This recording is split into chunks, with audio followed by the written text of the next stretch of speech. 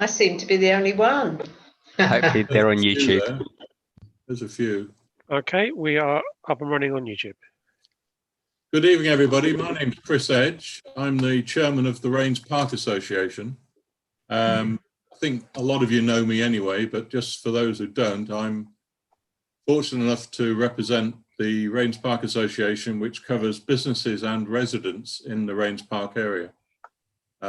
It's a very proactive organisation, and we help to organise the agenda and the like for the area forums.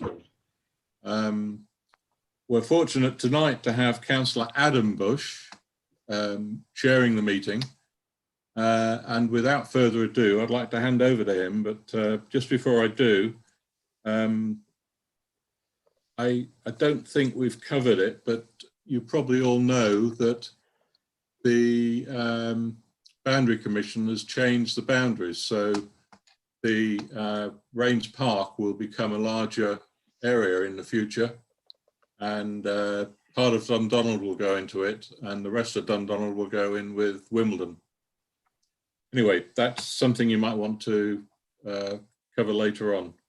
So could I hand over to Adam, please? Thank you, Chris, and good evening, everyone, and welcome to this December Raynes Park Community Forum. Unfortunately, we are meeting on Zoom and YouTube again, but I do hope next year we can start to meet face to face. To begin with, this meeting is for the residents, and it's an opportunity for you to hear from various speakers and to contribute. I'll start by introductions of the local councillors that I can see on my Zoom. I can see Councillor Stephen Crowe from the Raynes Park ward. I can see Councillor Omar Bush from the Raynes Park ward as well. We can see Councillor David Dean from Dundonald, Councillor Anthony Fairclough from Dundonald, and Councillor Carl Quillam from West Barnes. If there's any councillors that I've missed out, apologies, but I think I've covered everyone there. I will kick off this meeting and invite Chris to provide information on the very recent results from the emissions-based parking charges consultation. Before I do hand over to Chris, I just want to point out that this is going to Sustainable Community Scrutiny Panel on Tuesday, the 8th of December, and then it goes to Cabinet on my current assumption in January, which will be the 18th of Jan. So I'll hand it over to you now, Chris. Thank you very much, Councillor. Let me just start the slideshow. So these are the results of the consultation. The consultation took place through the autumn, from September to the end of October. We received just shy of 1,600 responses to the online survey. There are others that emailed in or sent in letters, and I know some of the local residents groups put in some submissions as well. Perhaps not surprisingly, the vast majority of people who replied were car owners, and of those, more than 2/3 said they parked in a controlled parking zone. So they obviously had a particularly strong interest in the subject matter. Around 60% of those who responded made additional comments or representations. So I'm not going to cover the detail of what people said in those today, because there's a lot of it. But in the report that's going to scrutiny next week, as Councillor Bush mentioned, all of those comments are broken down, and there's a response from council officers to that in that report. So that information is all available. Right, so let's go. So the first batch of questions are around the kind of the principles of the objectives around tackling air quality and climate change. So you can see there was pretty strong agreement for the need to do something about air quality and climate change.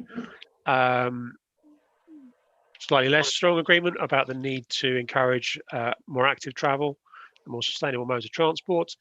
And then disagreements with the idea that the sort of polluter pays principle, that lower polluting vehicles should be charged less than higher polluting vehicles.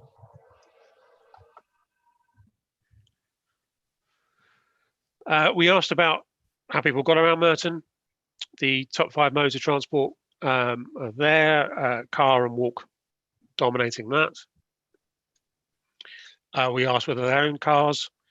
Nearly everybody did, and in particular, people owned more than one car.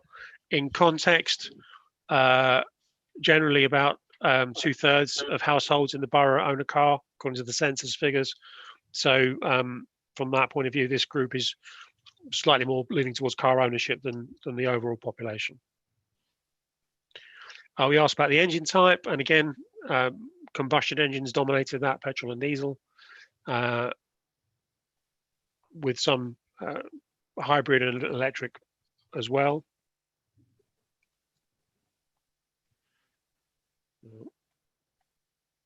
And how often the car's used. So most people were fairly frequent users, either using it most days or weekly, and hardly ever don't use their cars.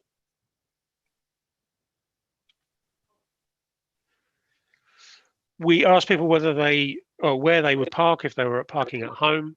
For most people, that involved parking in a controlled parking zone, or smaller group on streets, but sorry, privately owned off street, so driveways. We also asked slides for these, but we also asked about where people park for work. 2/3 don't use their car for work, of those who responded, but for those who do, about half the people responded said they park privately in office car parks, one assumes. We asked about leisure and social activities. Half of those who responded said they used car parks for that. And then visiting friends and family, the top answers were 29% who used controlled parking zones and 28% who used on-street parking but not controlled. Coming to the meat of it, about the actual proposals. So we asked if people agreed with parking permit charges being linked to CO2 and NOx emissions. And there was quite a clear majority against that. So that's about 3/4 who disagreed with that. That did vary with those who don't own cars, actually 60% agreeing with the policy, about 100 or so who didn't own cars. The second bit, which is around the ULEZ standards and whether they should pay supplementary costs in car parks and pay in displays. Again, strong disagreement with that, 62%, or just sorry, 2/3 disagreeing. And again, non-car owners were the other way, with 62% agreeing with the idea.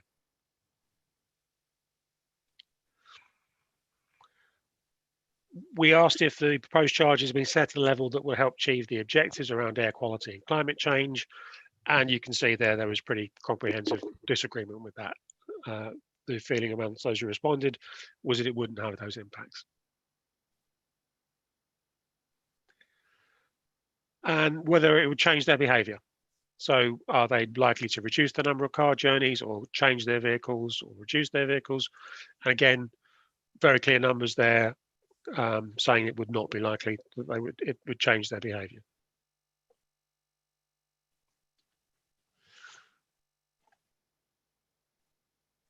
So the reason why I'm pausing is I'm also having to let people in as they apply, and that flashes up, so I can't see the slides whilst they're trying to get in.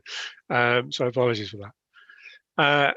How important are other measures? So we asked some follow-up questions in that. In the main, people were very supportive of measures to improve sustainable transport, with the exception of car clubs.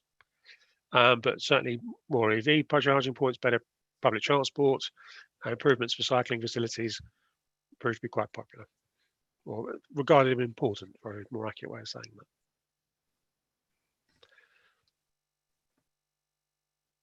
So that's the highlights from the survey. That's broken down to a lot more detail in the report that's going to scrutiny next week.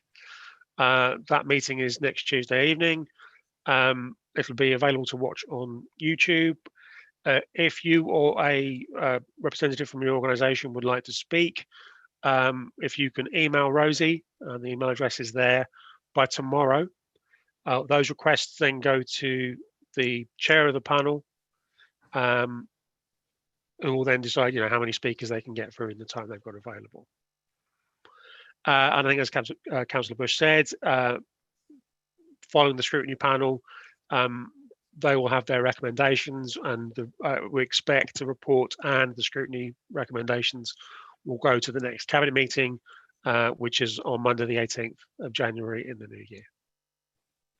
Thank you, Chris. Yeah, and obviously if it goes through as it's likely to do so, in my opinion, we're looking at a potential then an implementation from April next year. Is there any questions from the floor in respect of Chris's presentation? Obviously, the results just came out about a day ago. It's now going to scrutiny next week, so it's still quite new. Chris? Chairman, I don't understand how you think it can go ahead when there's a clear majority who were not in favour of the increased charges.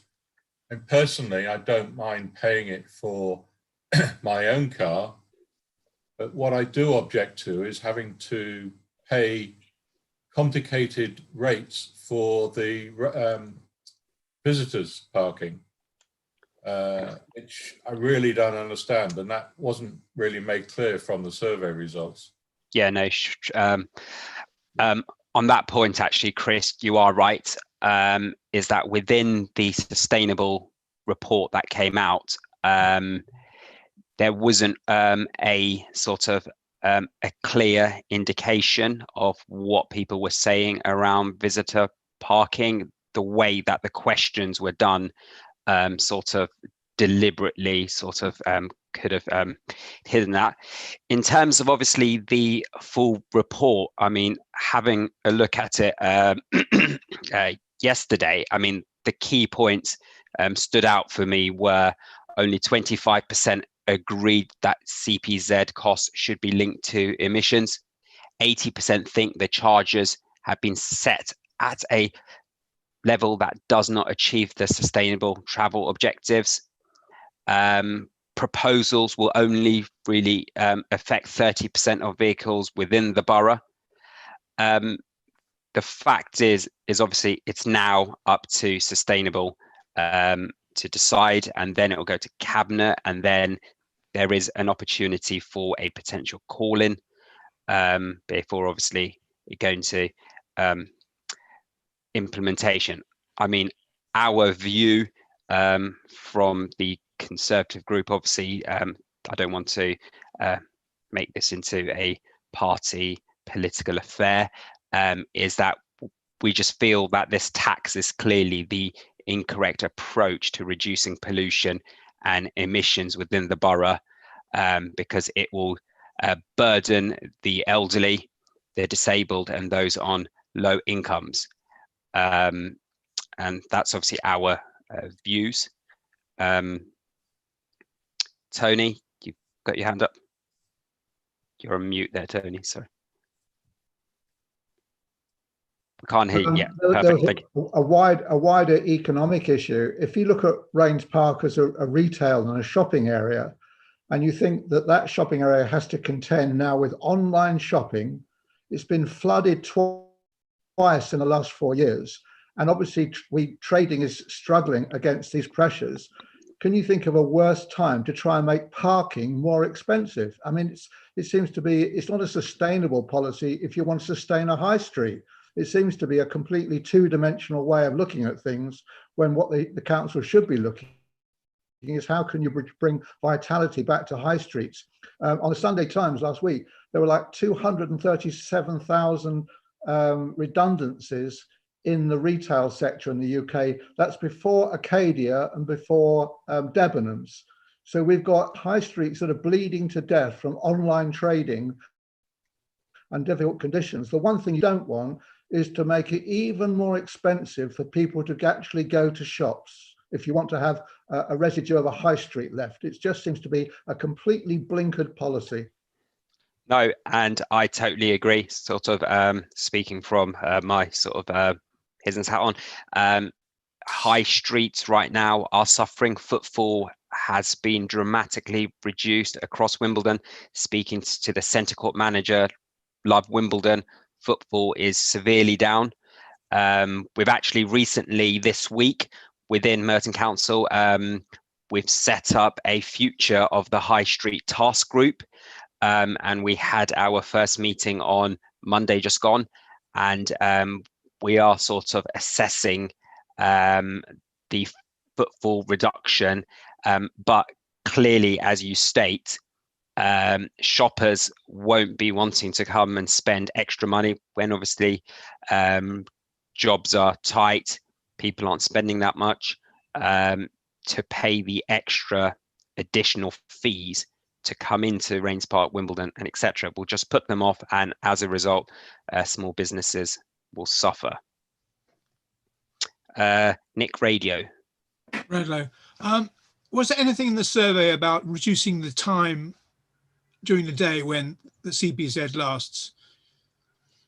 No, there were no specific questions on that in this survey. CPZs are always done on a case-by-case basis. So if residents in the controlled zone want to change the hours of their CPZs, they can kick off the process for doing that. Usually that's you start with a petition in the same way that we do when you start a CPZ. If you get a petition together, get residents to sign that to get a change, and then there's a consultative process around changing those hours. So it can take a bit of time, but it can be done. Okay, thanks. And can I just ask you to put up that slide again about, because I missed it, forms of transport that residents actually use? So rather than residents, I should caution it's people who responded to the survey. So they obviously, it has a very car lean in that sense. Yeah, I understand. Yes, I mean, the respondents were about, I think, 96%, I think, said that their household owned at least one vehicle. Yeah. However, obviously, the residents' objections can be sort of vitally seen. I mean, the cost of the permit for some people within Raynes Park could go up to now £660, including as the diesel charge, which is obviously significantly higher than other boroughs. I mean, Sutton has got about 110, Brent 320, and etc. So residents are upset, and they have every right to be upset. Sorry, Chris, was there something? Which Chris? Sorry. Chris W, I'll call you then. Okay. And Dina. Dina, yep. You mean me? Yes, sorry, yeah. I'm Amina Jindani, I'm a resident. Can I just say linking parking to pollution is a total fraud? Parked cars don't pollute. This is just a way of raising money, and they should come out and say so. For myself, it's a double whammy because I've just now had to pay for my TV license now, having not had to pay for it. And it's going to put off my young relations coming to visit me because I don't know how much they're going to have to pay to park to visit me. This is a nonsense, and I think it should be strongly objected to by everybody.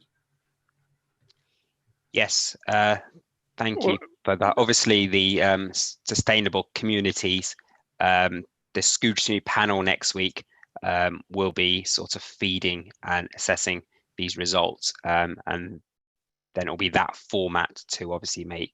I mean, residents were given an opportunity, and they have responded. It's quite visible to see their opinion and their responses, but it will now go through the appropriate channels within the council. Yeah, and those points were made strongly in the consultation and come across quite clearly. But it's not going to do any good, is it? I mean, they're still going to put up the charges.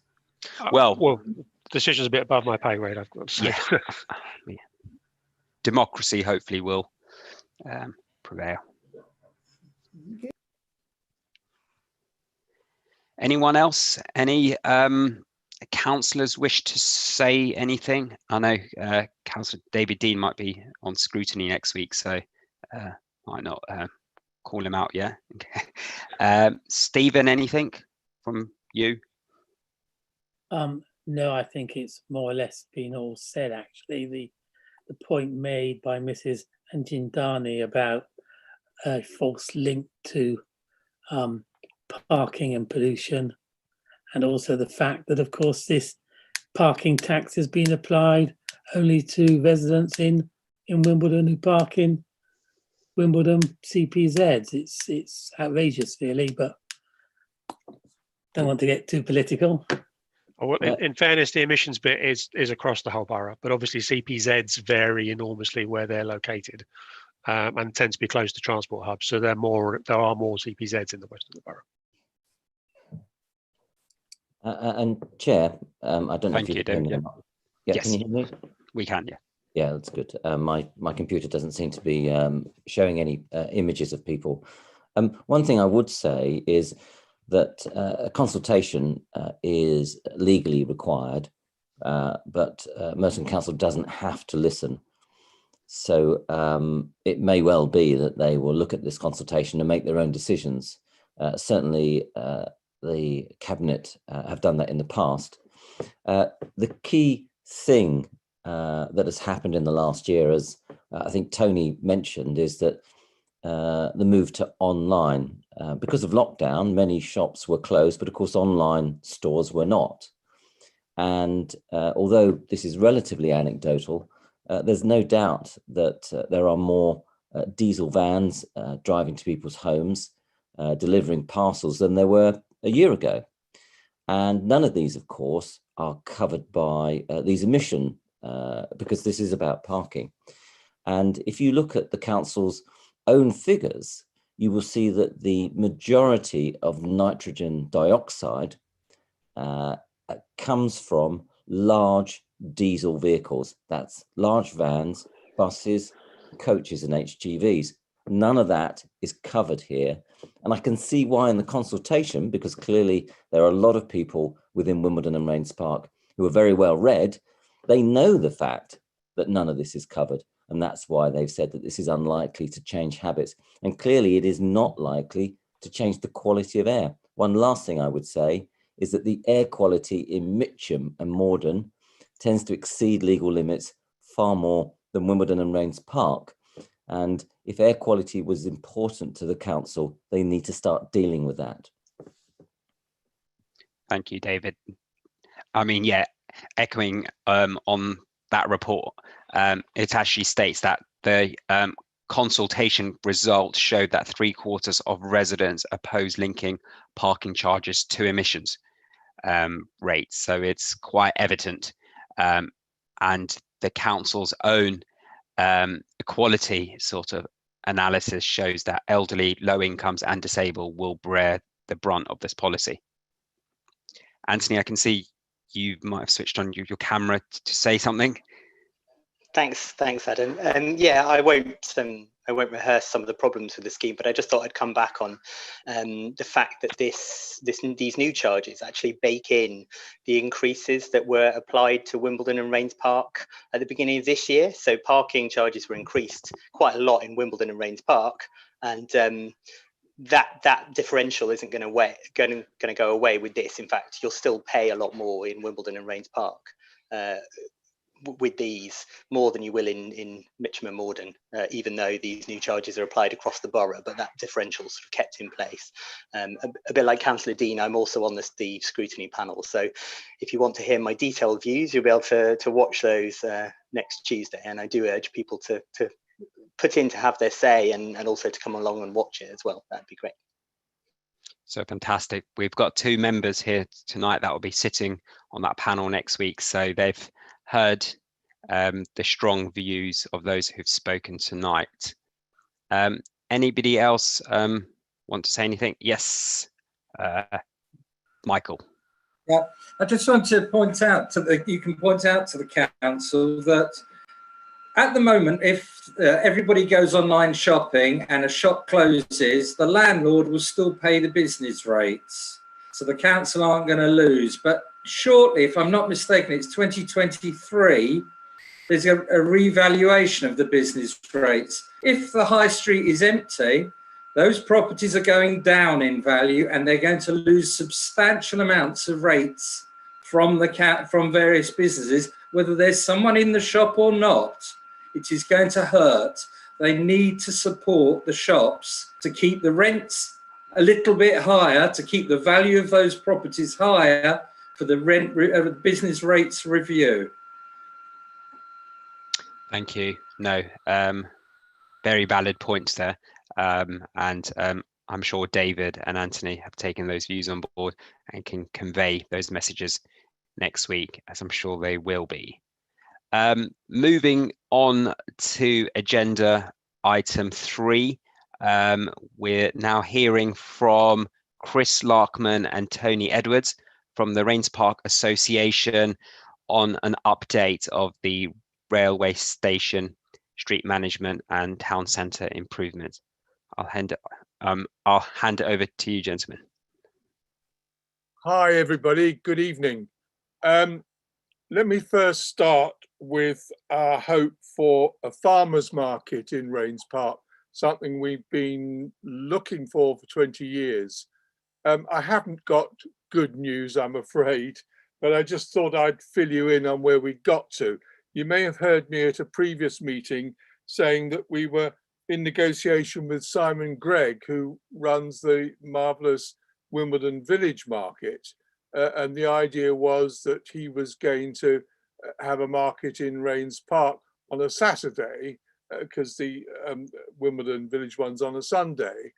And we negotiated with him, and he was looking to position the market in the cattle arch at the station entrance. And we had always been keen as the Raynes Park Association to have a market in what we call the skew arch, which is that pedestrian cycle route to the east of the station. And in fact, the London Farmers Market Association were about to open such a market some 12 years ago, I think, and at the last minute they felt that the arch wasn't wide enough. And so, but anyway, Simon Gregg was feeling he wanted the market to be near the station because that's where the footfall is.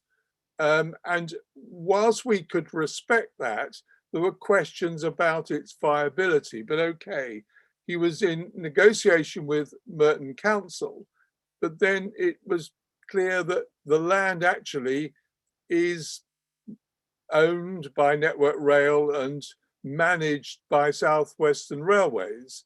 So eventually I managed to have a meeting a week ago with the station manager and somebody from South Western Railways, and also from Lee from the new shop, the Magnificent Marrow. Those of us who live in Raynes Park, especially to the south, have been very aware of this new shop, which is mainly fruit and veg, but not exclusively so, that's opened up and made the south of the station look pretty beautiful and colourful, which is lovely this time of the year. And they've done very well. They've got their main store, because they do a lot of delivery sales, and their main store is on the Rainbow Estate, so it's nicely positioned for them. And Lee from the Magnificent Marrow was also part of this meeting, because there was some thought, might he want to expand what he's doing in that area? Well, the long and the short of it is that there really is not enough space on either side of the station, and certainly not in the archway, to create enough space for any stores at all, perhaps one possibly, but it really, and you know, and I couldn't argue against it.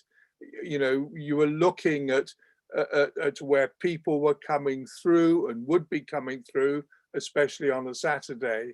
And in order to have a market, you've really got to have space for people ordinarily using that area, as well as those attending the market. And so reluctantly, and this is why I'm reporting back to you, I think the idea of a market in that area is not viable.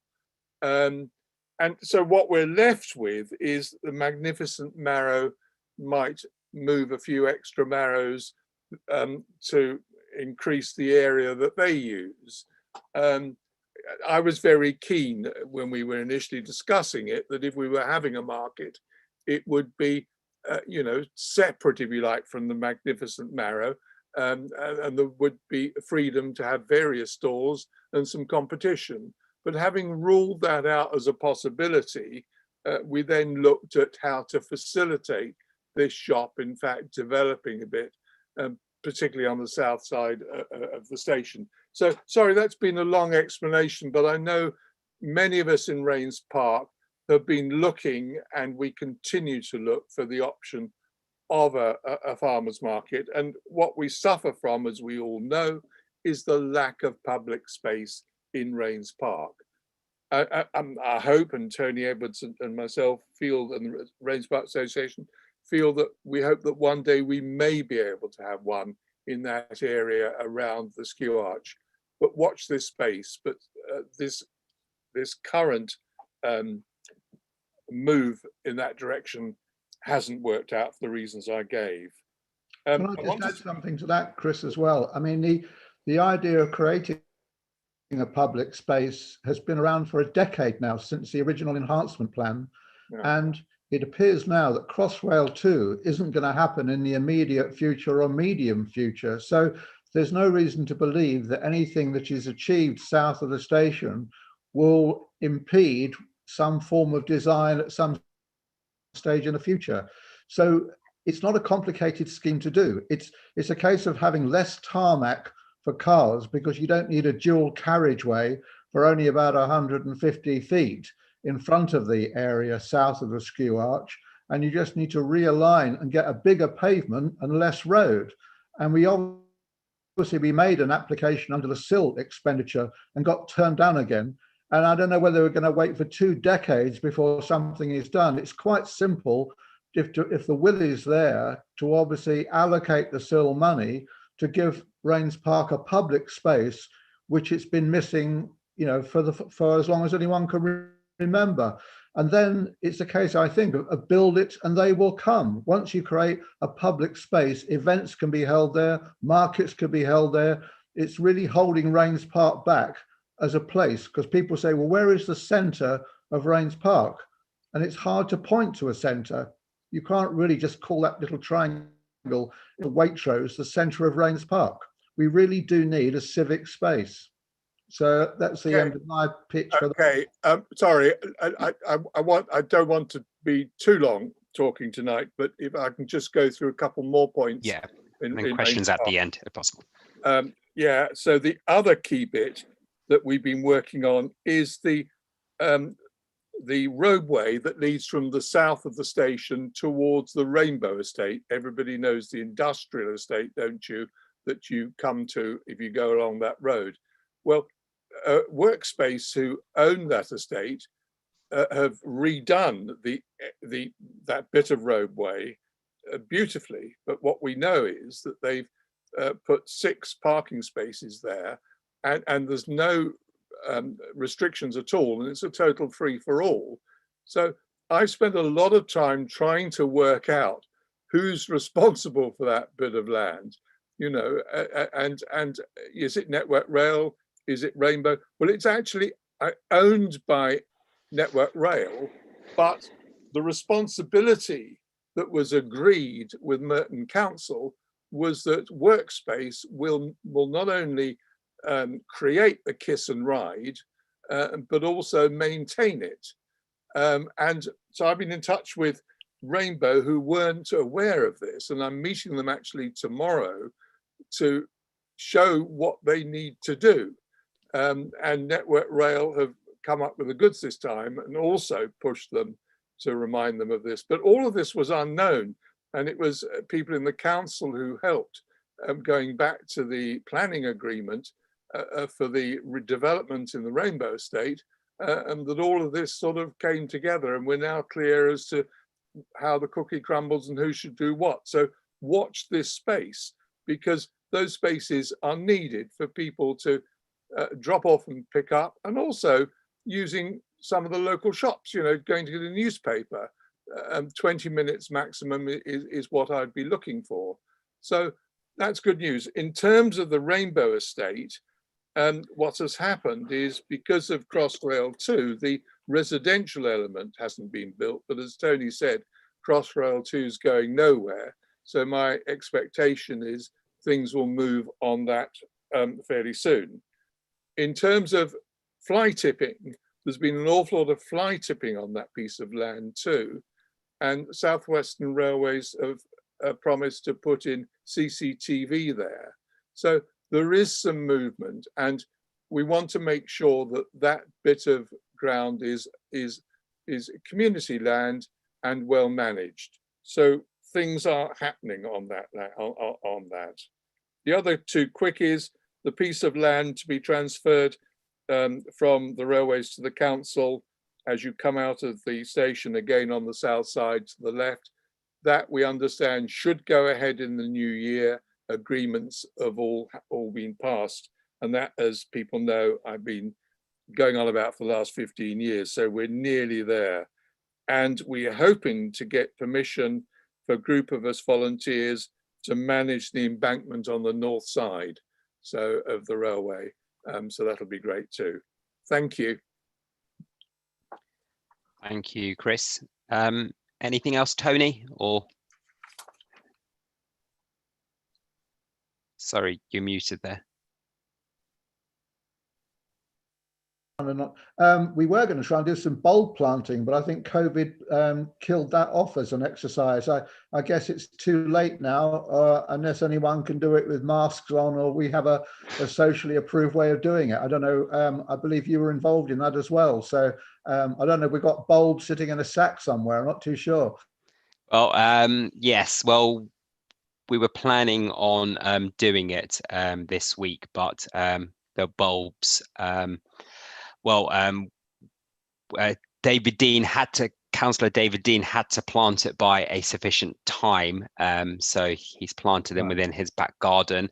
But we are hoping, so we are hoping to get them going again from next year. It's a relatively cheap way, and it's made a world of difference. I mean, I've seen evidence of this across sort of Cannon Hill and Dundonald, and it's gone down well. So publicly thanking Councillor David Dean for organising everything that he's done this year on that, and I know that he's planning on continuing his efforts next year.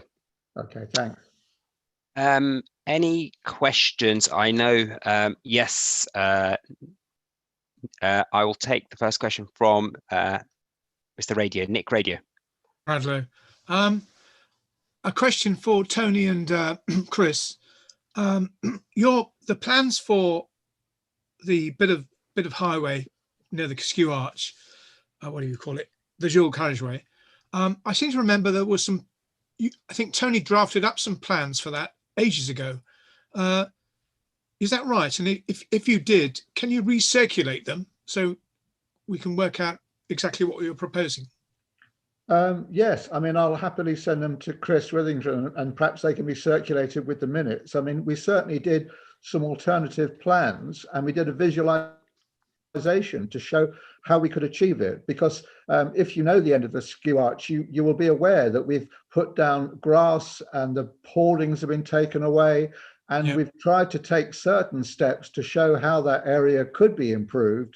But it's not the end result. It's a process, really. The next logical thing is to, I think, get a bit less road, because I've never ever seen two cars trying to, one overtake the other on that dual carriageway. Absolutely, I don't think it's necessary for that width of carriageway, because you think when you come around the bend of the station, it's single file road, and then further along the road, it's a single file road. Exactly. It's this strange double carriageway that sits in the middle.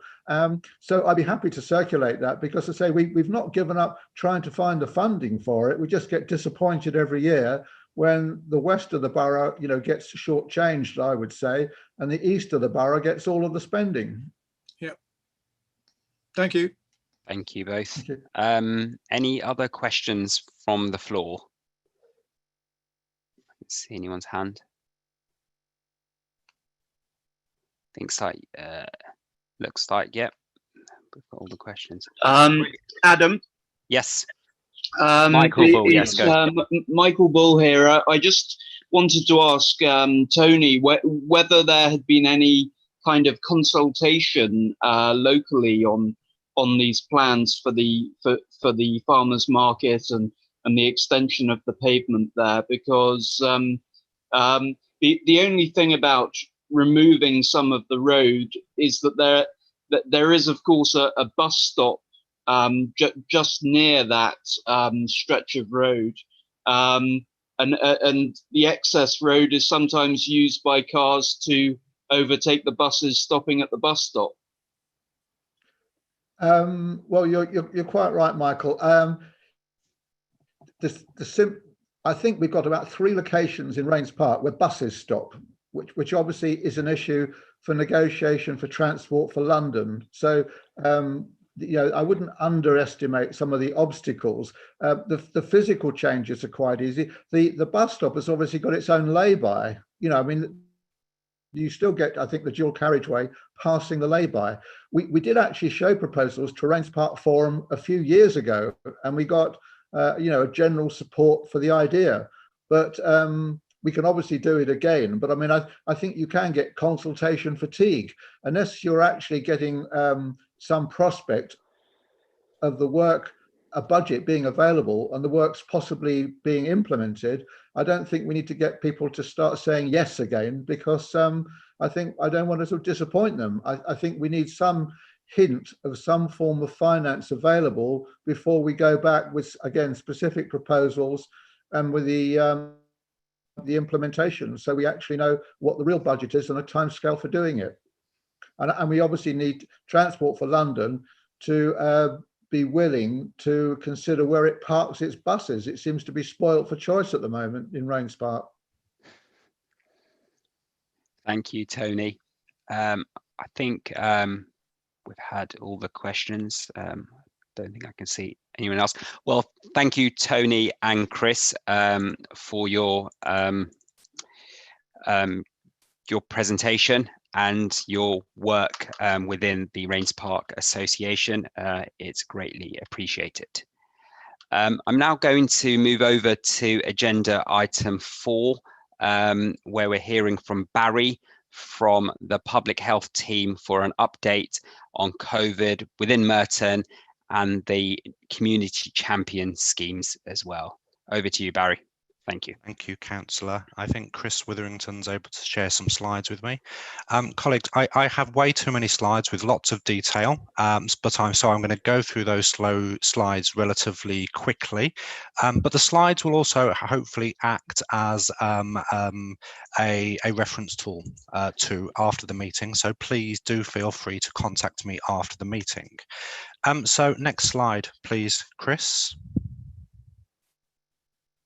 So very quickly, I'm going to give a brief overview of the COVID impact on the Merton communities so far. I'm going to share some data that you wouldn't have seen before, to give you an overview. I'm not going to dwell too long on the data side. Then I'm going to give you a bit of an overview of the outbreak control developments. Lots in the news, lots in the press about positive developments, so I'm going to give you a brief update on those. I will touch briefly again on the Tier 2 guidance, which we have now gone back into within Merton and across London. And then finally, just set out some opportunities for action for us to get to work together on the COVID response. So next slide, please, Chris. So these are our weekly key messages, and you'll see this is from last week. So what we are seeing is relatively positive news, that we are seeing a reduction, a slow reduction in the number of cases that we are seeing within Merton.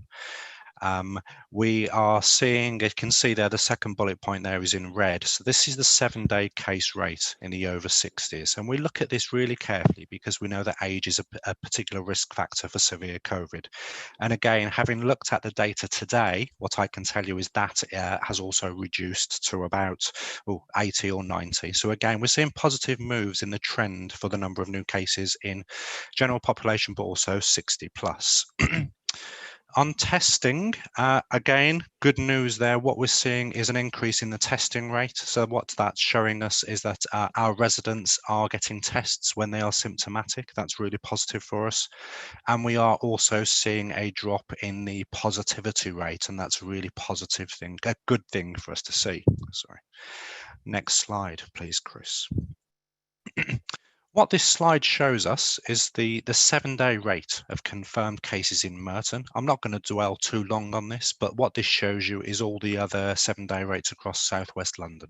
Okay, and what you'll see in the middle there is that grey hump in the middle, which is actually Kingston, and that was quite high, and that caused some concern. And there was lots of data and lots of information and lots of looking through that, and they couldn't necessarily find anything that was going on there.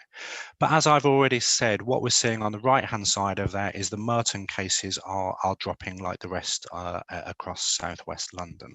So, next slide, please, Chris. Important slide, and what this shows us is the rate of infection by age group over time. And what you'll see there in that 16 to 29 line, second from the bottom, on the right hand side is that real dark reds, and that's showing a high rate of infection amongst that age group. Again, as I've said, cases are dropping, and really pleased to say that that red looking today has started to come down as well. So you can see the rate there was 334 in those 16 to 29s. As of today, it's gone down to 282. So we're seeing positive moves in the trends across the cases, but we need to keep up our hard work. Next slide, please, Chris. Again, excuse me, what this is showing us is the number of cases in the east and the west of the borough.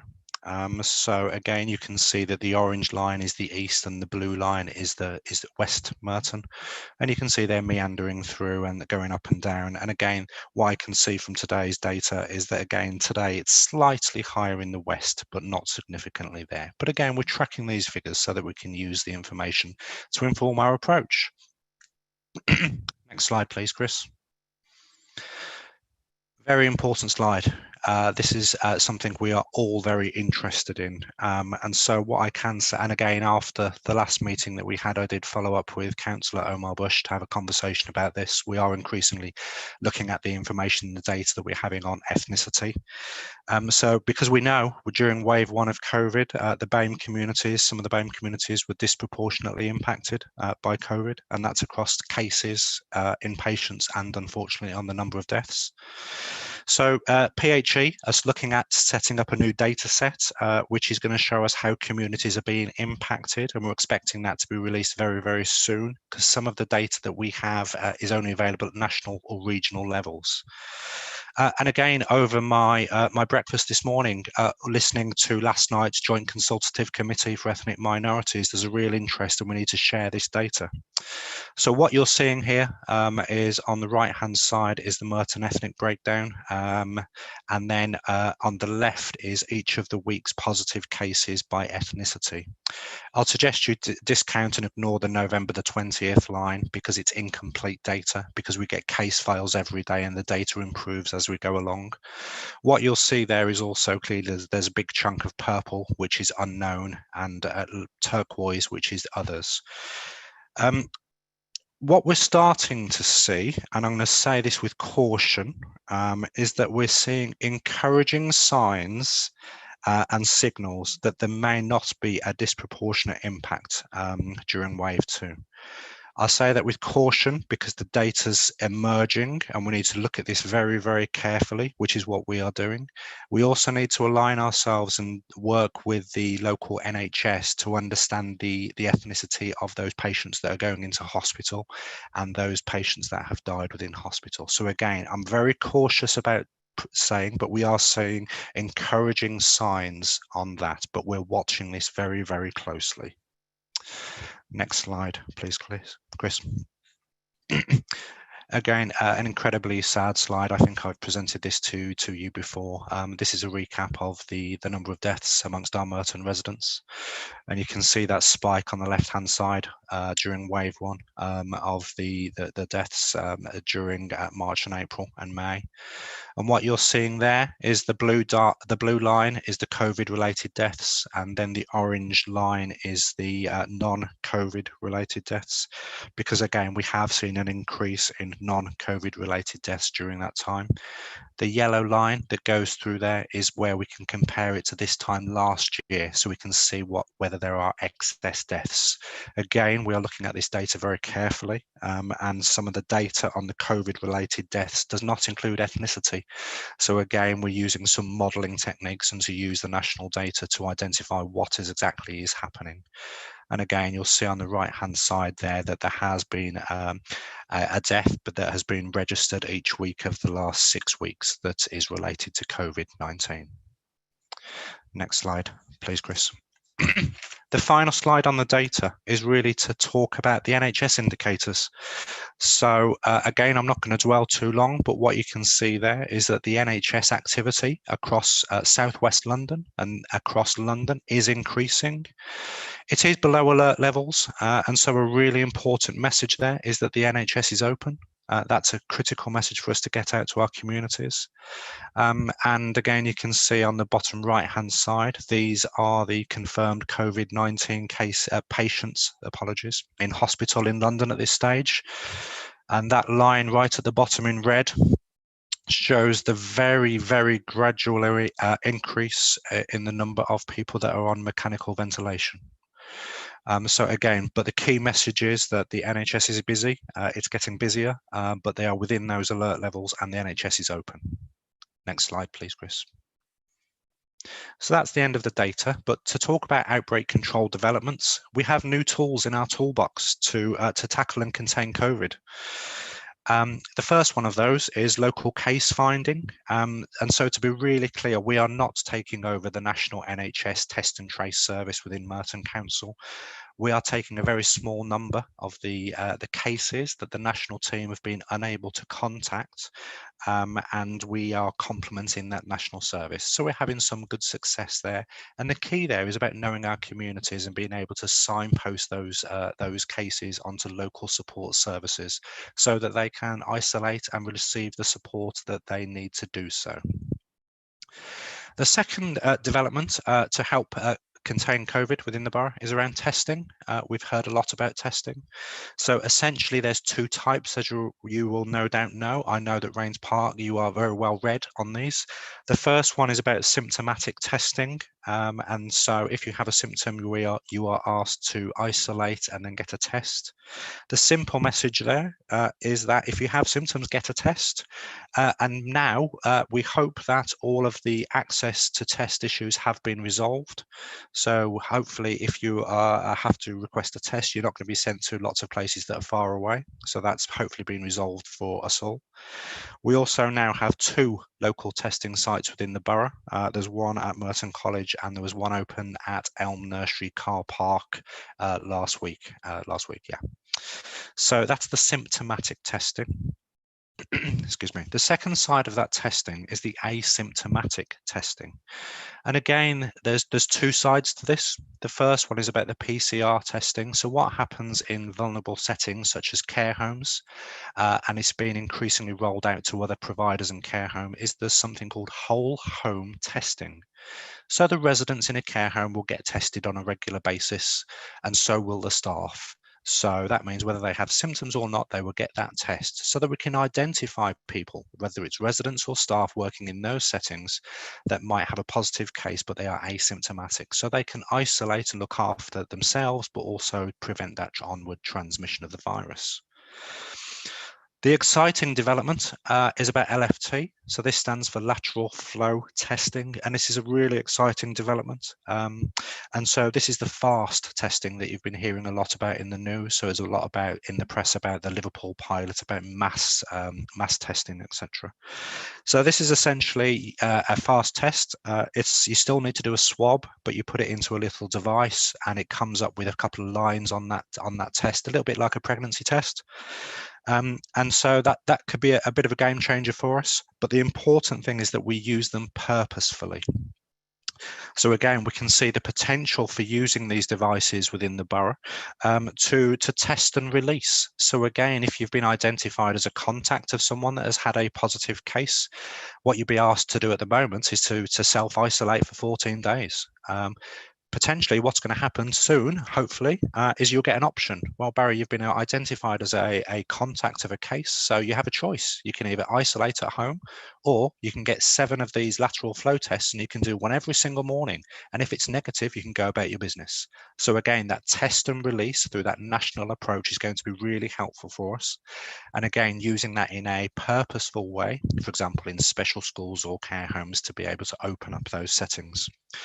The second way we can use those LFTs, that fast testing, is about test to find. So again, let's think about if there was an outbreak in a particular, I don't know, workplace, we would be able to potentially get those LFTs to those businesses so that they can use them to open up their businesses, so that people don't need to isolate for that period of time. There's lots of learning to be made, and we need to use these very carefully and purposefully, but it's a really interesting and helpful development for us to tackle COVID going forward. The final one you saw earlier this week, the really great news about the Fisa vaccine that has now been approved by the regulatory authorities. So the vaccination programme is led by the NHS, but as you would expect, we are fully supportive of the NHS. And so the NHS is planning for the rollout of the vaccination now. I think it's fair to say that the vaccine, as the Pfizer one, doesn't make it that easy for us at this stage. It needs to be stored at -70 degrees, and you need 2 doses, but we're working ways through the vaccination planning at the moment. And again, the national government, the JCVI, so the Joint Centre for Vaccination and Immunisations, has a priority criteria that is guiding the development of how those vaccines get delivered. But definitely very, very positive news. But this does not mean that we can forget about all the other measures that we've been taking place so far about social distancing, wearing a face covering, etc. Next slide, please, Chris. Sorry, nearly there. This is an infographic which I will share to go out with in minutes. You can't see the detail, but it's just a high-level overview of the Tier 2 guidance that we within Merton and all of London went into earlier this week. I think what we should say is that we believe it was quite a tight call on whether London as a whole went into Tier 2 or Tier 3, and that this is going to be reviewed on the 16th of December. So we really do need to focus our efforts on maintaining social distancing, wearing face coverings, because we do not want to go into Tier 3 just before Christmas across London. Next slide, please, Chris. So very briefly, I know many of you would have read this, so I'm not going to go in through lots of detail, but the Tier 2 restrictions are essentially aimed at preventing transmission within indoor settings. So the guidance there is that you must not socialise with anyone that you do not live with or is not in your support bubble in any indoor setting, whether that's in home or a public place. You must not socialise in a group of more than 6 people outside, including in a garden and a public space. So that's that rule of 6 that we've heard a lot about over the last few months. Hospitality venues, pubs and bars must close unless they're operating as restaurants, and hospitality venues can only serve alcohol with substantial meals. And places of worship remain open, but you must not socialise with people from outside your household or support bubble. Next slide, please, Chris. What has not changed is hands, face and space. So these things do make a difference. These are evidence-based ways to prevent transmission of the virus. So these are about washing your hands with soap and water. These are about wearing a face covering in indoor settings unless you have an exemption. And remembering that social distancing, so make space. So staying 2 meters apart from those people that you do not live with, or where you can't do so, then you take additional steps, such as wearing a face covering, or you move outdoors where it's safer. Or if you're indoors, to well ventilate and open windows and doors to get some air flowing through the home or the venue that you're in. Next slide, please, Chris. Last slide from me is really about opportunities for action. We have seen a huge amount of our residents step forward. We've seen a huge amount of fantastic work from our voluntary sector to help contain and to support vulnerable people across the borough. So we need to continue that, and we need to build on those assets that we have. So the 3 opportunities for action, we have a network of over 115 now community champions. So every Wednesday at 12 till 1 and 7 till 8 p.m, our champions just choose to drop in, and we have an hour session, and we give them the latest information and guidance or information that we have, and then they share them with their family, friends, networks and communities. We have champions from all across the borough. We have champions of all ages. We have councillors, we have council officers, NHS officers, we have residents associations. We've got a huge, great mix, and it's wonderful. And they really are informal, active, really enjoyable meetings to get an ongoing dialogue with the community, but also to understand what's going on so that we can use that information to guide our response. The second opportunity for action is around celebrating safely.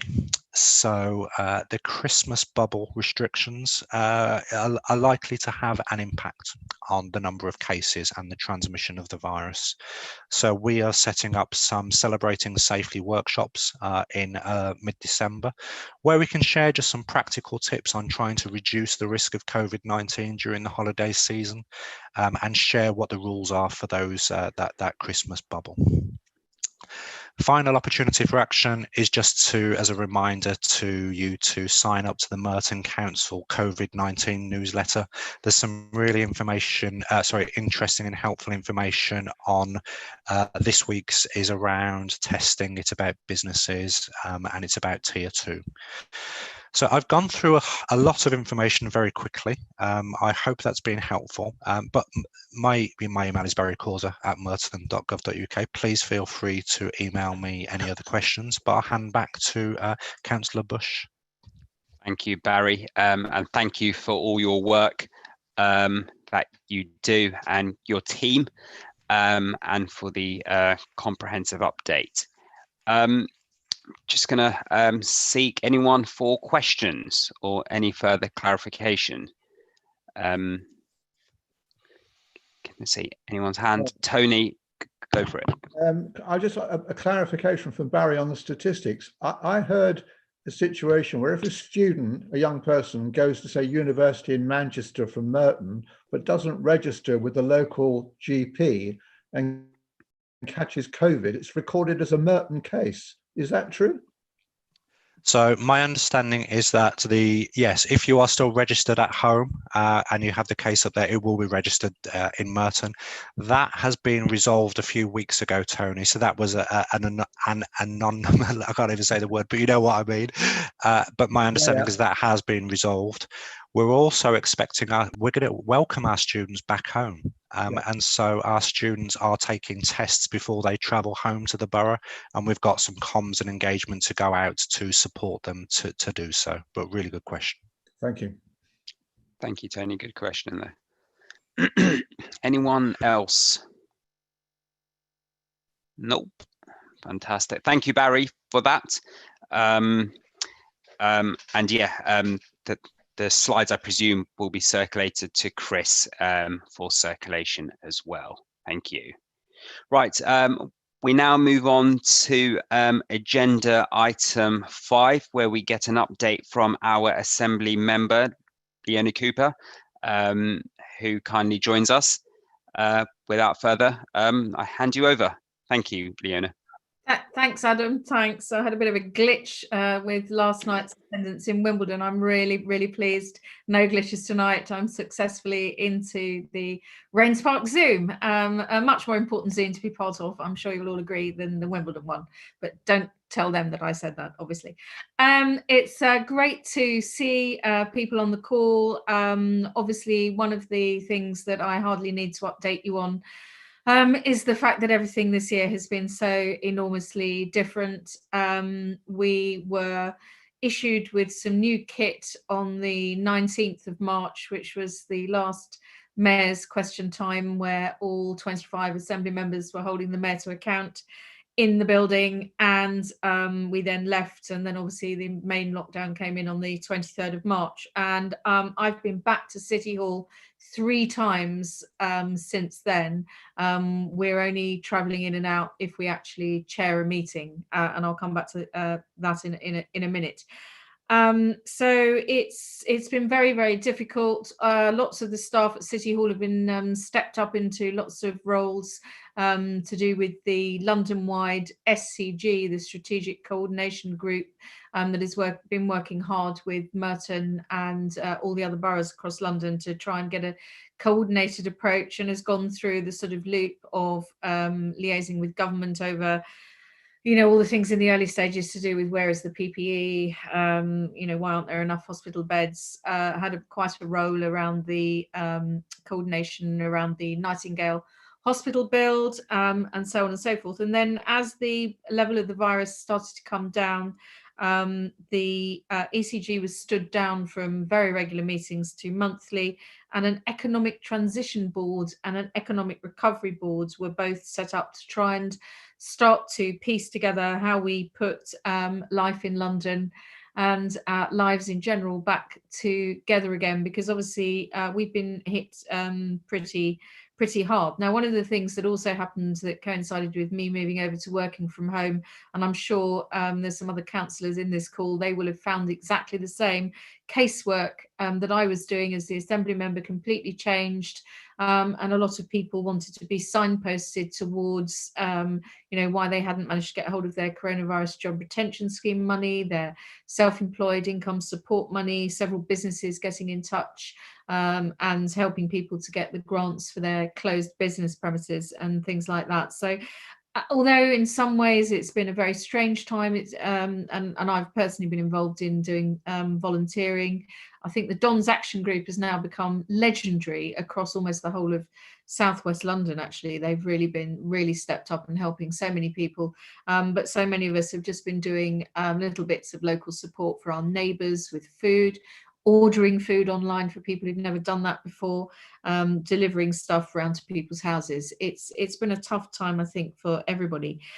And of course, in terms of finances coming into the council, there's been an issue about the reduction in business rates, because obviously we know a lot of businesses have just not really been functioning, and also a reduction in council tax. Those are 2 of the main forms of income for the mayor. And of course, as I think is slightly more public, the issue that everybody stopped using the tube and the bus.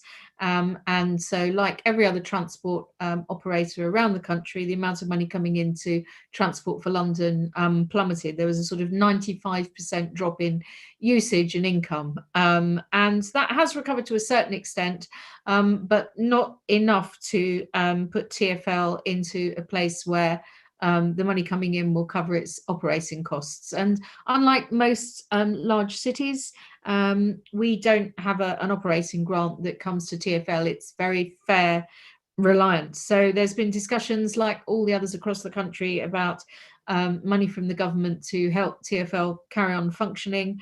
And there was one set of money that was made available in May, and another set more recently. But I think that will run out early in the new year. And there are further discussions about the arrangements to keep TfL going. In terms of City Hall itself, yes, the Armageddon in terms of the income is about a drop of about 500 million. So the mayor has been looking at some fairly radical and quite deep cuts in terms of budgets, 15 to 20% across all revenue budgets. and has also now decided that we're going to completely move out of the building. I don't know whether you've heard about this, but City Hall, which we don't own, which a lot of people think that is owned by the mayor and the assembly. It's not. It's rented from a company called More London. I mean, there's a sort of holding company name behind it, but More London, and they own all the other buildings near to City Hall, and they didn't feel able to drop the rent sufficiently. And so the decision, after much consultation with the staff, has been that we are going to go and occupy a building that's called the Crystal. And for anyone who knows where the gondola, the cable car, crosses the river into the Royal Docks, it's over there. It's at one end of the cable car. So it's actually quite a trek from when I was going through the consultation. I said, do you know how long it takes to get from Raynes Park to the Crystal? And so I used Raynes Park in those discussions. You won't be surprised to know that none of the people I was talking to did know how long it would take. And all I can say is it takes a very long time. But that's part of the process. It's going to apparently save millions and millions of pounds every year, and obviously putting the money into frontline services and keeping the numbers of police and numbers in the fire brigade up is more important than where the City Hall office is. The mayor has also been trying to protect. He had originally come up with a budget of 50 million that he wanted to spend on Green New Deal related items. That has also been reduced, but he's managed to save a certain amount of money to be spent. And if anyone's in touch with any community energy groups, and I know there is some activity in this field in Merton, there's a deadline of the 11th of January, and I can give you all the contacts should anyone wish to bid for money to put solar panels onto schools or sports halls or anything like that. I sit on the Housing Committee, the Fire Committee, and I'm the Deputy Chair of the Environment Committee, but the main reason for me going in and out of City Hall, as I mentioned earlier on, is because I actually chair one of the committees. I chair the Economy Committee. And so we've been conducting a major investigation into the impact of COVID on the economy of London. We've been looking at it in terms of the impact on businesses, the impact on high streets, the impact on individuals and how they are faring. I've written to Oliver Dowden about special grants for the creative and cultural sector that's been very badly hit. I've written to Rishi Sunak asking that furlough should be extended. Also, again, asking that we should have specific targeted grants for those sectors that have been worst hit, which from the evidence that we've received is very much the hospitality sector, very much the retail sector, very much the aviation sector, and of course creative and cultural. I'll leave it there and see if I'm not saying I've got any solutions to all of their problems, but you know, I've had some positive exchanges with government ministers and some of the things that we've asked for on a cross-party basis, I should say. You know, the committee is got representation from across the assembly. It hasn't fallen on deaf ears, and government has been, you know, responsive to what we've been asking for. I will leave it there because there may be some questions. Thank you, Chair. Thank you, Leona, for that up-to-date information. I'll kick off with Chris Edge. I'm good. Thank you, Leonie, for your explanations and what you're doing. I'm sorry you're going to have to travel further. Perhaps you can go by boat. I don't know if you were in the Zoom earlier. We were talking about the Merton's parking charges increases, or proposed increases, I should say, at this stage. And no, I just missed it. Okay, the whole argument is that the council wants to increase parking charges because they fear that people are using cars that are inappropriate for the environment, to put it in a nutshell. But you know, my question really is more about TfL. The mayor is always saying that the buses and so on in central London are wonderful, they're running on hydrogen, or they're certainly hybrids. But it appears to me, and I may be wrong, but it certainly appears to me on the buses I go on, that he is sending all the polluting diesel buses out to the boroughs, to the outer boroughs. And that is causing more pollution in Merton. And I wondered whether you are aware of this and what you can do to try and stop it from happening. Why aren't we getting the hybrid buses in Merton? You know, okay, the 93 bus goes across from central to outer London, but what about all the local community ones? Yes, I mean, I've had this point put to me also by people in Wandsworth who have told me exactly the same thing, Chris, that the less polluting buses are going to other boroughs and are not coming to Wandsworth. The best thing to do to actually get the up-to-date data, and I can look this up for you, there's a series of monitoring stations on what's called the London Air Quality Network. And I'm not aware that there's been a big transfer of more polluting buses to outer London. What the mayor has been trying to do is there are some hydrogen buses, and indeed the one that was very local and used to go backwards and forwards between Waterloo and London Bridge, the RV1, has actually now been moved onto a slightly further out route. There are the hybrid buses that now operate pretty much all over the place, not just on the 93 route. And all of the other buses, there is an £800 million upgrade retrofit programme that's being implemented so that all the buses are operating at the level that's called Euro 6 for diesel. So the level of emissions should be less from all of those buses. Now, obviously, there is also a programme of replacement of the, the longer, the older buses with newer buses coming in. But the existing buses, we obviously realise that there is this issue about, the amount of tailpipe emissions that comes from them. So a lot of them have been retrofitted and upgraded so they meet these higher levels of emission standards. I mean, I will have a look and see if there's any evidence, and I can also ask some questions to the Mayor stroke TfL, if you like, and I can specifically get some answers as to whether, I can ask for what was air quality in its average in Raynes Park near the nearest monitoring station in 2016, 17, 18 and 19, and 20 is obviously going to be a slightly different year just because of the changes, if that would help you. And then if you want to put your email or something like that in the chat, or let Chris Witherington have it, then I can send you that data.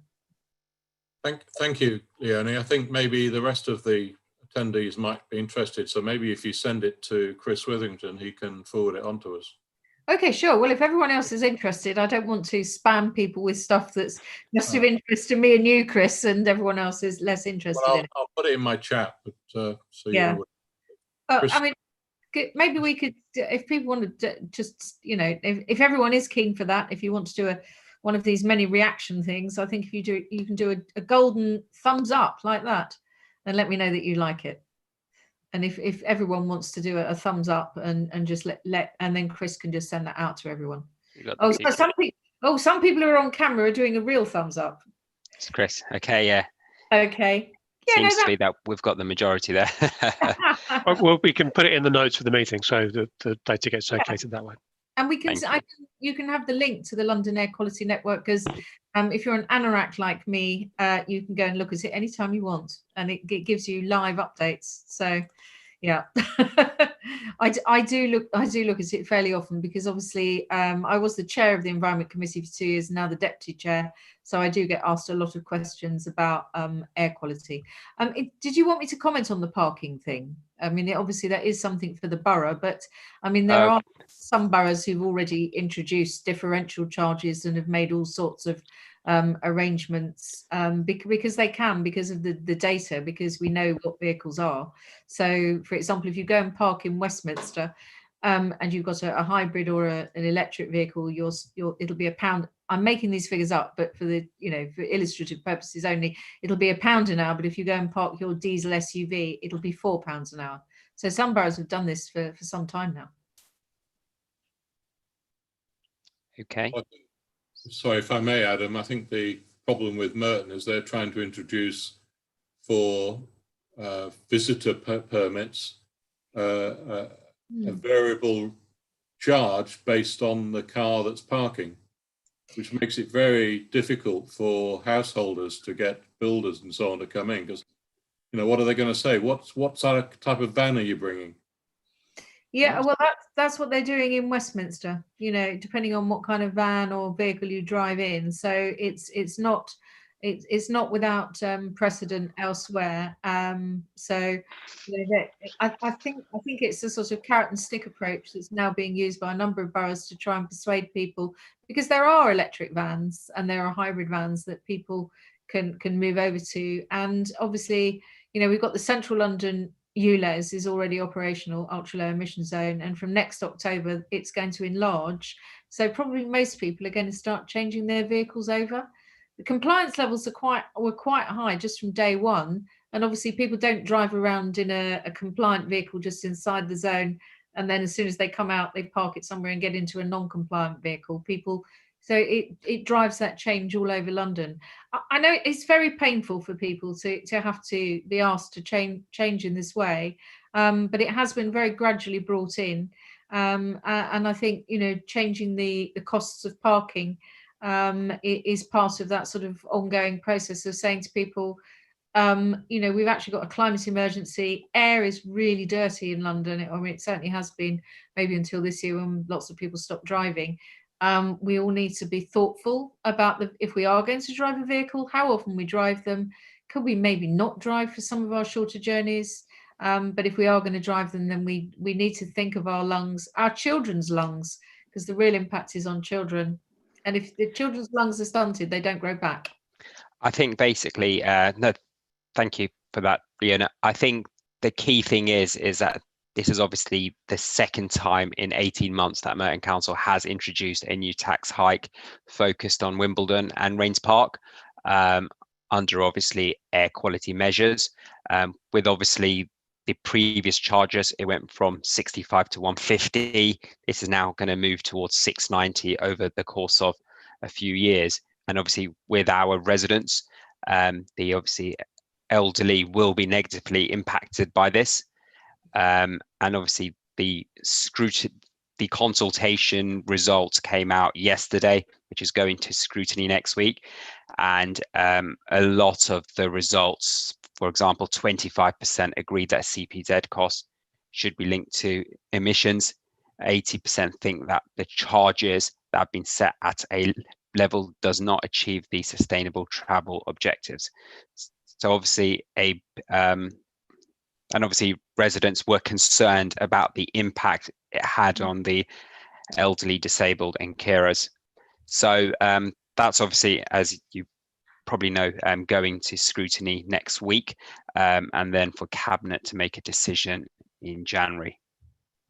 Yes, I mean, I knew that the survey had gone out and the results were expected back.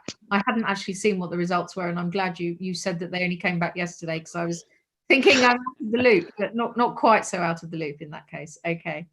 Yeah, I was expecting to see that quite soon.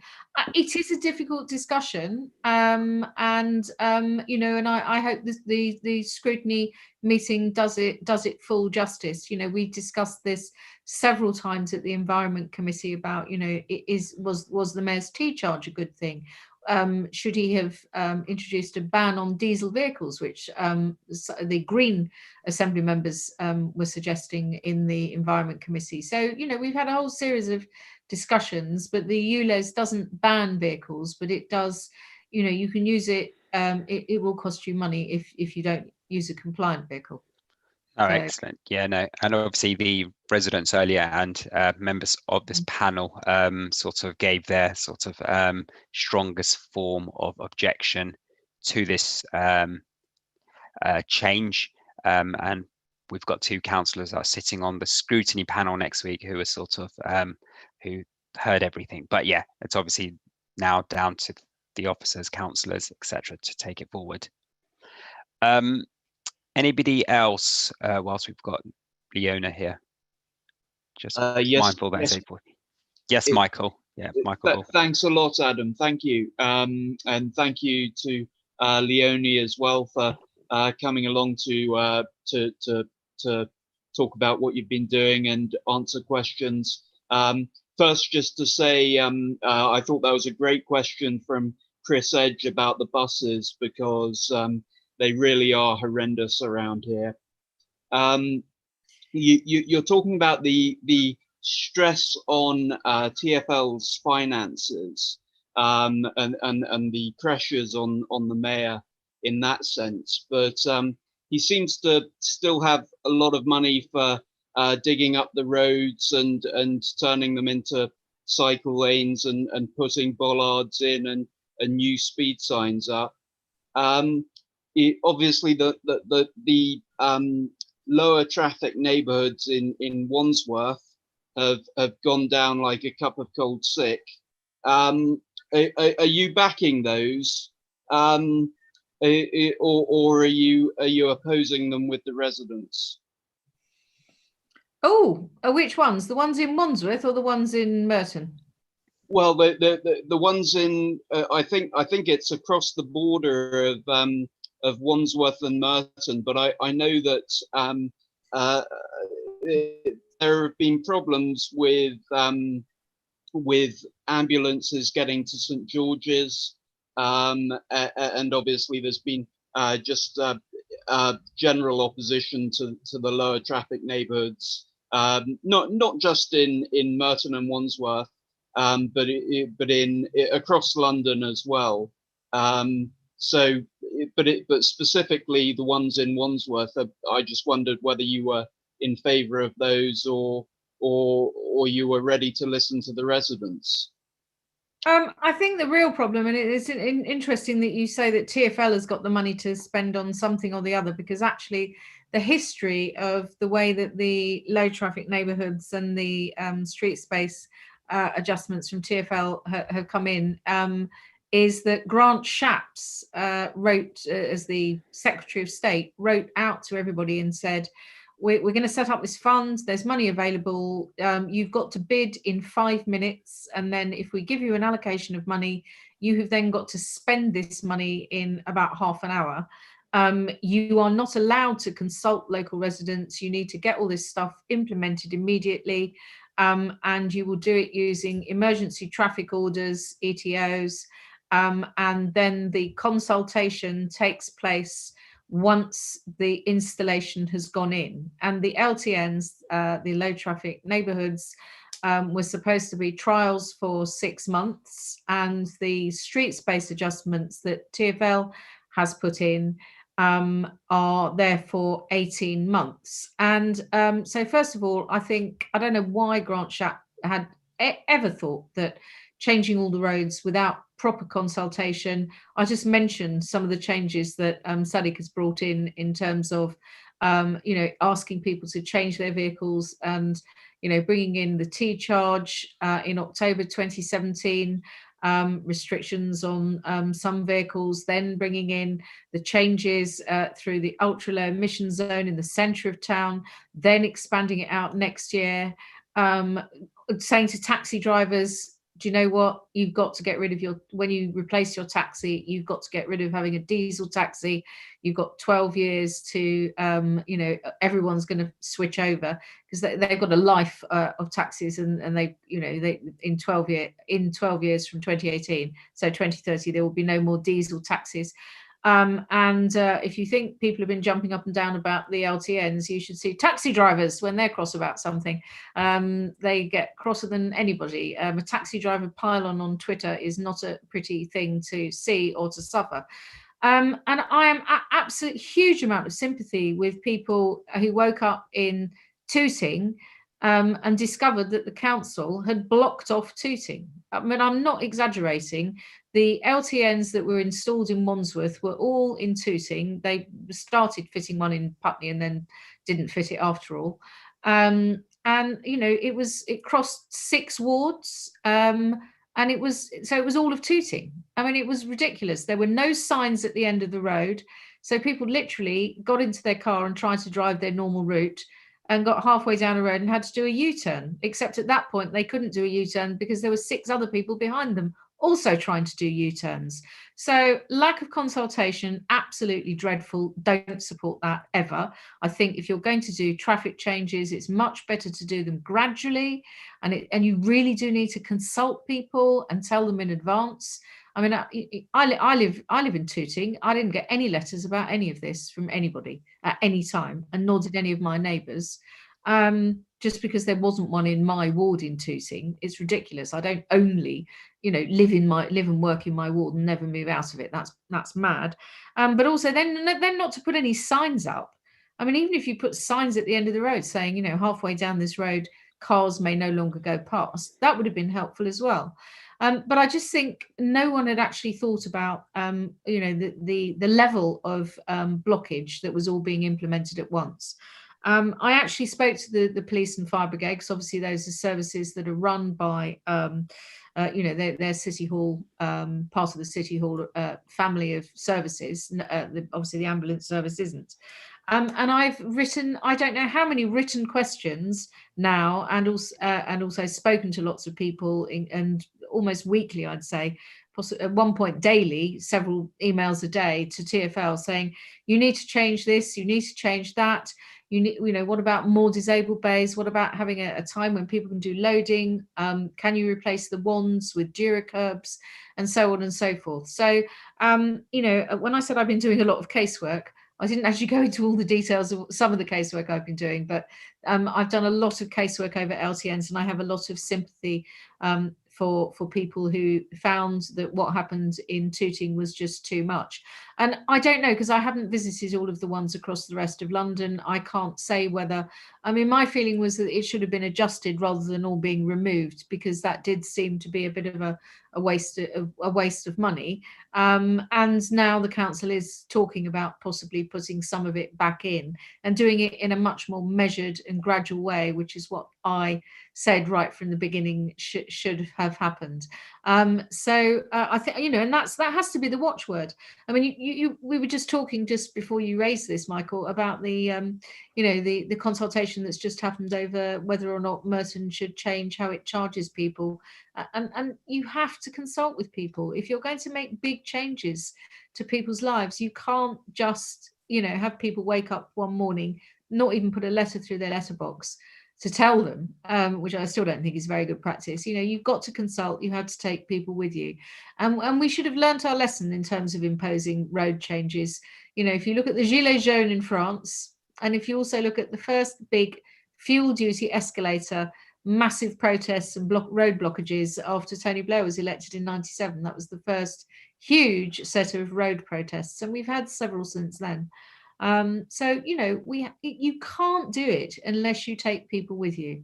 I can't say that often enough, but I won't say it again because I can see Adam is looking at me.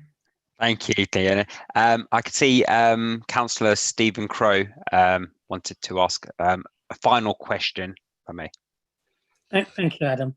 When I think about the casework I have, it varies across planning, school places, transport, concerns about air quality, but there always seems to be one underlying cause, and that seems to be the overdevelopment of London is putting pressure on every single service we as the councils try to offer. I mean, recently house building targets have increased dramatically for each London borough. So I was just wondering, Leonie, if I could ask you, what are your views about what I consider to be the overdevelopment of London? Well, I'm glad, Stephen, that you decided to choose a nice small topic there to end on. We could probably have a very, very long debate about this. The government also came up with some very large housing targets, and we've got planning is, you've got the national planning policy framework, then you've got the intermediate London plan, and then you've got the local planning policy framework. And I suppose the problem is some of the casework I get, which you didn't mention, is about people who are homeless, or people who've been in homeless hostels, or people who are in temporary accommodation, council-owned short-term accommodation. We call it Costa in Wandsworth, which I think is, I don't think we're talking about people having a nice cup of coffee. So that's extremely difficult. And I think for me, it's not so much to do about the overdevelopment. I think there has been, there are different price points in the market. And I think we've actually probably overdeveloped more expensive dwellings.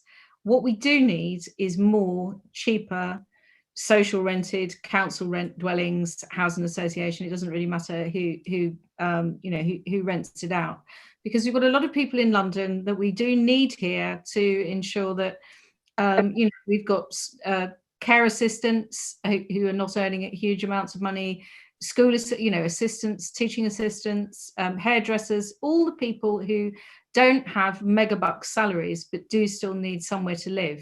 And I don't want to have to travel out of London for 25, 30 miles to find a hairdresser. I want to be able to go to the hairdresser here. But, at the moment, people like that just do not earn enough to buy somewhere. So we've got neither enough inexpensive property for purchase coming through, nor have we got enough property at rent levels that many people can afford. And so I think the crisis is there in that part of the housing market. And I think perhaps it was a mistake to allow so much, if you go along the river now, there's a lot of parts of the river where you've got these towers have been built. Tower Hamlets is a really good example. It used to have, the Isle of Dogs, which you can still, I don't watch EastEnders, but the beginning of EastEnders, and you can see it on the map there, is very, very different now from how it used to be, partly because of the Docklands Corporation and the development of Canary Wharf. But the accommodation in that area is so different from how it used to be. It's a very different area. So yes, we do need to take more care. I would quite like the London plan currently sitting on Robert Jenrick's desk. It's been there for pretty much a year now. I'd like him to get on and sign that, because that has got some controls over things that I feel passionately about, like protecting green and open space and that sort of thing. But I'm going to stop there, because that could be a very lengthy discussion, and it's a very interesting issue. I participated in the London Plan examination in public, which was fascinating to be part of as an Assembly member. Adam, I can see he's now glaring at me. Thank you, Leona. Can I thank the Assembly member for giving up her evening, and we wish you well in your travel to the new office, and do think of us. I know. Thank you. I'm so looking forward to being back in the Raynes Park Library. It's one of my favourite venues for these community forums, and I think Chris tweeted some pictures saying come to the forum, and with the picture of the library, and it actually made me feel very nostalgic and very depressed to be doing it like this. But no, it's nice to see you all, even if you are all very tiny. Thank you so much, Leona. Thank you. Okay. Fantastic, guys. So mindful that we're coming close to 9 p.m. and I don't wish to keep you here longer than you should be. So we're now moving on to any other business. I've got Councillor Stephen Crowe, who will say a brief words on the boundary changes. But if there's any other members or any other residents who would like to say anything now, Chris Larkman. So you're on mute, Chris. Sorry, everybody. Have we got any planning updates? I'm particularly interested in the White Road development. Yeah, so unfortunately, Neil couldn't join us. I can speak on this, Chris, if that's okay. So we've got the White Road application that is a erection of 2 times part 3, part 4 story buildings comprising of 9 self-contained dwellings with 8 off-street parkings, and we provide up to 18 CPZ parking spaces. So this is going to Planning Committee on the 10th of December. as the local councillor of Raynes Park, which is within my jurisdiction, I've contacted residents about this. I'm speaking against the application on Thursday. I've heard and I've been in email correspondence from various tree groups and Jane Barnes from Raw, who's also going to be speaking against. We've got Councillor Crowe, who's vice chair on the planning committee, so I won't ask him or for him to cover his ears right now. But yeah, so that's obviously, so comments have all passed, but feel free still to write in if you haven't. Can't promise that it'll be considered, but the officers have recommended approval. It's been ongoing since April. It's been quite a the feedback received from residents are in favour of objecting. Chris Witherington, I can see you've any comments on that? Sorry. No. Yeah. So that's obviously coming to committee on the 10th of December. So we shall find out more then. I have go for it. I have a very brief question. Sure. It's clear to me this parking increase is going to go through. There'll be nothing we can do about it. There's just one thing I'd like reassurance on. Saturdays, Sundays, will we still have free parking in our area? So that's obviously based upon the CPZ time restrictions. Majority of the roads are free Saturdays and Sundays. So unless obviously we've got new CPZ times, I don't think for everybody on Saturday and Sunday. It obviously depends on which zone you're in.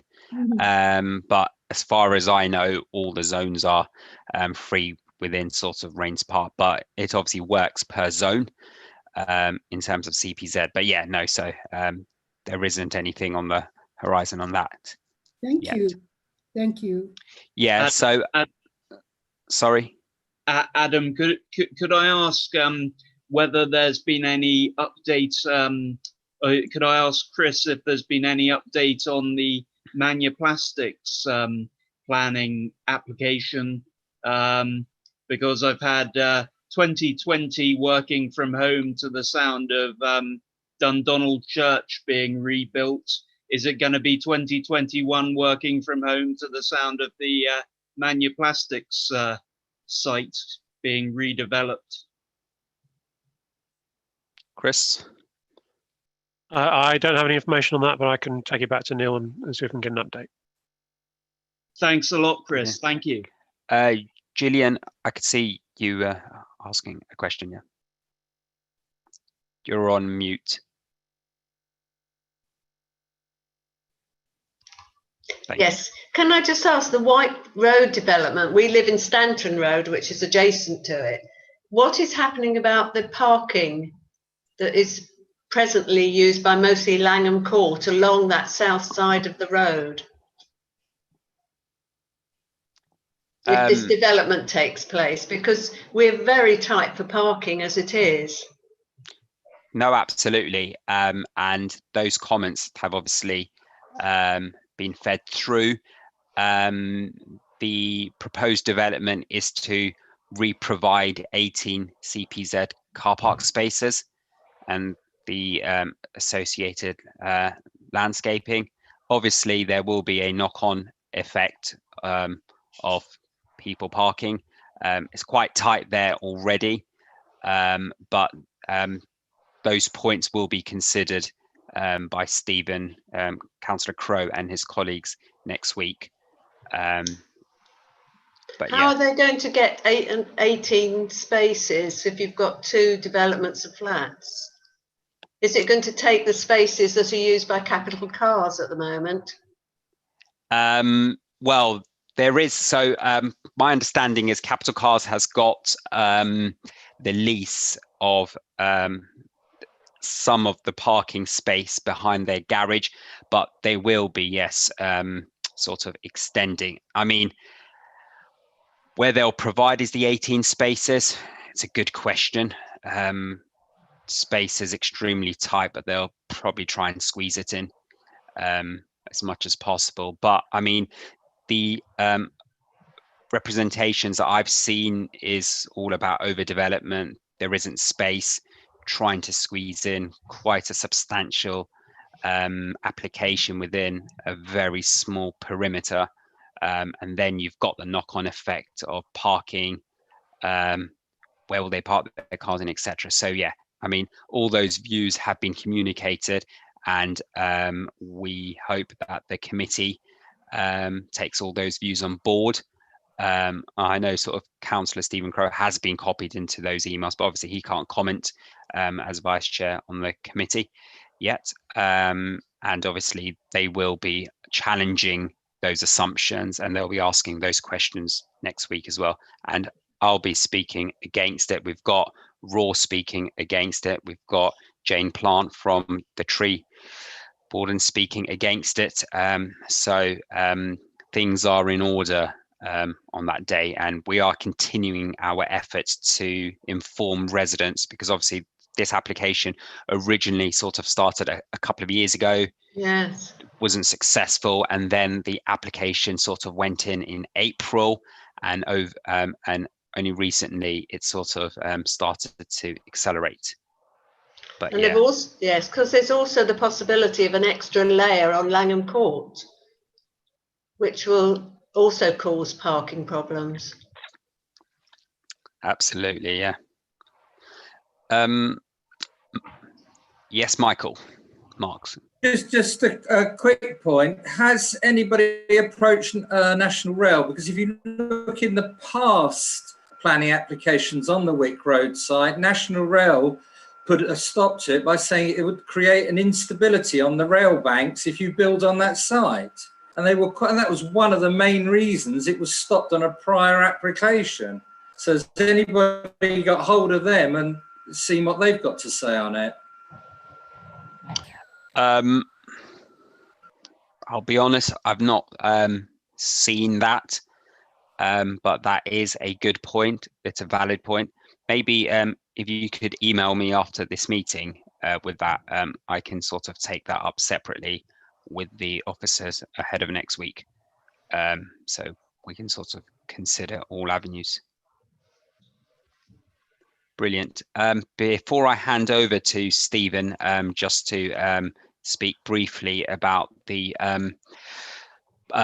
boundary changes, there is another application which is on Cambridge Road, and it's an application to determine whether prior approval is required for the erection of a 15-metre high monopole built with 1x built-in cabinet and base, essentially a 5G mast on Cambridge Road. So that application has gone in. You've comments up until the 20th of December. Residents have been writing, majority have been objecting. So feel free to sort of consider that application and write in if you are unhappy with that. But yeah, just a flag, that's only literally gone in about a week ago. Michael, Marks. Yeah, a couple of other things just quickly. The Tesco site, the appeal is on the 8th, starts on the 8th for 4 days, which Jerry Cuthbert is representing the Raynes Park and West Barnes area. And also the planning commission, rephrase that, planning application to build on the Meadow View site has gone in, and that was meant to be a sports field where Bellway have been blocking any school or group that wanted to use it as a sports field, and they've planned on building 89 homes on what should have been a land for a school to use as their home football or cricket ground. So we're all objecting to that one and trying to get the sports back use for it. Thank you, Michael. That's very helpful. I'll just now hand over to Councillor Stephen Crowe before we wrap up this meeting. Thank you, Councillor Crowe. Thank you. I appreciate time is short, so I'll be brief. The Local Government Boundary Commission for England reported its final recommendations in November. In essence, their objective was to right size the internal boundaries of the borough. So what they've done does not affect the external boroughs of Merton. It simply rearranges some of the ward boundaries in order to ensure that the same number of electors vote a certain number of councillors in. In doing this process, the Boundary Commission has decided that the correct number of councillors for Merton is 57 rather than 60. So from May 2022, if this is approved by Parliament, there will only be 57 councillors. Now, in terms of how it affects the local area, in essence, what is happening is that the northern half of Raynes Park is going into the village ward. Raynes Park is being joined by the Apostle area. The Dundonald ward, half of it, the western half is the bit that's moving into Raynes Park, that's the Apostle areas, and the other half, the eastern half, is going into Trinity. West Barnes is considered to be the perfectly sized ward in the sense of the number of electors and the number of councillors. That isn't changing. The next step in this process is for these recommendations to be approved by Parliament. Now, in the past, historically, Parliament has always approved the Local Government Boundary Commission's recommendations without amendment. So we can expect this to go through sometime in 2021, and it will be effective for the council elections in May 2022. Pause for questions. Thank you, Stephen. Any questions on that? Nope. Fantastic. Well, on to agenda item 7, date of the next meeting. So the next meeting is on 30th of March 2021. I do hope at some stage we can meet in a safe environment, and there is a very small chance that we may be able to meet at the end of March. But if we cannot, we will continue to do it on Zoom and YouTube once again. Finally, can I start by finishing by thanking Chris Witherington for the support he's given, Chris Edge for organising from the Raynes Park Association, and all those who have presented this evening, and all those who have asked questions. Please do stay safe, and I wish everyone a fantastic Christmas and a happy New Year. Thank you.